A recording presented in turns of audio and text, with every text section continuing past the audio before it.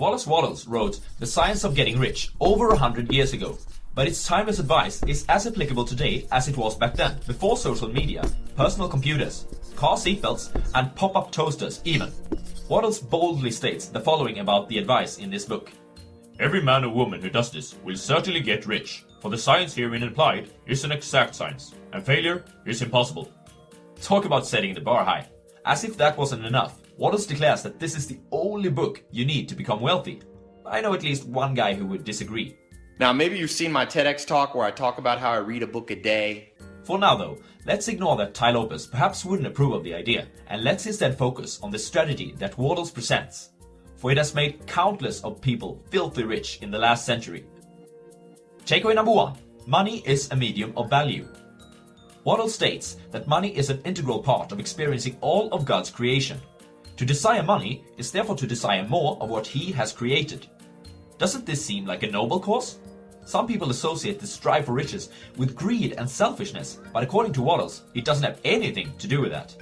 Rather, the strive for riches is the struggle of being able to experience more of what the world has to offer. What money truly is just a medium of value. You trade value with other people every day. All these exchanges don't include money, but many of them certainly do. To become rich, you must make sure that you deliver as much value as possible to as many as possible.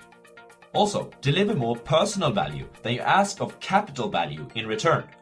Realize that how wealthy you are is often a function of how much value you deliver to your fellow man. Don't be like this guy. I'm a hardworking man. I've been going to my job and doing my duties for the last 30 years. I should be paid more. My boss doesn't fully appreciate the effort I put in. Nowadays, I see people online who brag about their expensive cars from their garages. It makes me want to puke that they earn more than I do. They probably don't even have a master's degree. Be like this guy. Athlean X, or Jeff Cavalier, is probably a YouTuber that you've heard about. He produces free videos about training with a primary focus on exercises in the gym. I'm a huge fan of this guy, as he presents a holistic approach to training and health. He has offered great value to millions of people all over the world for free, and today, he's wealthy. He's rich because he has delivered so much value that people trust his opinion, and therefore, they buy his training programs. This guy has provided value far exceeding the capital value he's been asking for in return. Takeaway number 2. Know what you want. You must have a clear mental image of what you want. You cannot transmit an idea into the physical world unless you have one yourself. If you were to text a friend, you wouldn't send him a bunch of random words and hope that he gets the message. You would type a coherent sentence, one that means something. I know this might sound obvious, but it's nonetheless a critical step that a lot of people overlook. You must have a definite goal, a strategy that can take you there, and stay focused and true to that strategy. Don't be like this guy. I want to become rich, I think. Or well, it would be cool with a private jet. I'm going to become rich by getting high grades in school. Although there are other things that are more enjoyable than school, such as partying, playing Fortnite, and chilling. I love chilling. Be like this guy. Warren Buffett is the most successful investor of all time.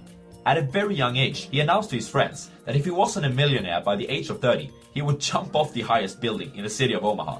His strategy of reaching this goal was to study the art of value investing. He knew that, to accelerate his skills in the craft, he needed the very best mentor. Therefore, he offered to work under Benjamin Graham, sometimes referred to as the father of value investing, for free once he graduated college. He has stayed true to his strategy of studying value investing throughout his whole life. For example, he's reading about 500 pages of annual and quarterly reports every day. Takeaway number 3. Picture that you already have it. Now, when you have a clear mental image of what it is that you want to achieve, begin to substantialize this state in your mind. When you invest quality time in thinking about your plan, something interesting starts to happen. Your subconscious kicks in and you start to notice things in your everyday life that you didn't do before. It's almost as if you're receiving awesome ideas from outside of yourself. Wallace refers to this as infinite intelligence. Be careful about what kind of media and information that you consume daily. You must stay away from opposites. They will only affect you in the wrong direction. Therefore, cut out any news flow regarding poverty. To become healthy, you shouldn't study disease. To become a great husband, you shouldn't study divorce. To become a great investor, you shouldn't study personal bankruptcies. Opposites will cause disbelief, and this is the most dangerous thought for your progress towards any goal. Don't be like this guy. I want to become a healthy athlete, like Jeff Cavalier. I should go to the gym more often. In search of anyone who may have come in contact with the first patient diagnosed with Ebola in the United States. On second thoughts, I'd rather stay inside. It would be so nice to have a girlfriend, though. Stop. No.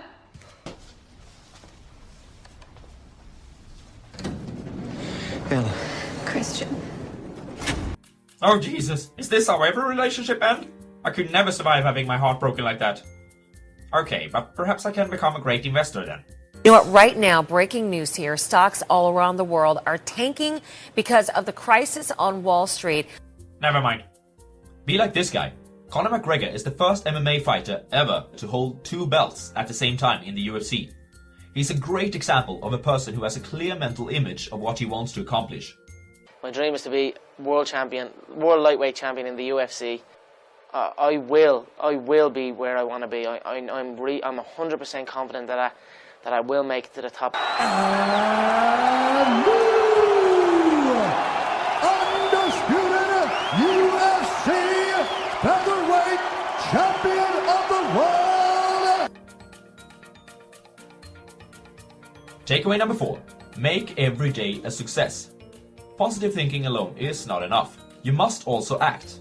Do everything that can be done during that day. There's a concept called micro speed, macro patience, which is one of my favorites. It means that if you squeeze the most out of every day, you don't have to worry about the future. People tend to get this backwards and instead exercise micro patience, macro speed. They are super impatient about achieving their goals, yet they don't do anything outside of 9 to 5 to reach these goals. Don't look back at yesterday with nostalgia or regret. Don't worry about tomorrow. Live and act in the here and now. Don't be like this guy.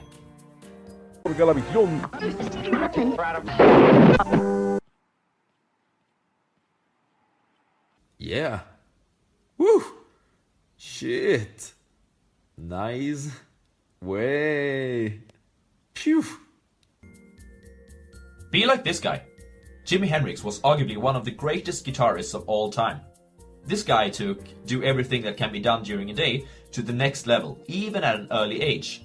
Hendrix came from a poor family and was forced to play on a broom and a one-string ukulele before he got his first guitar. Once he got his first real guitar though, the two of them were near impossible to separate. He brought it to school so he could play during recess, and he slept with it so he could play it the first thing in the morning. It's not enough to just act though either. You must also act in a smart way.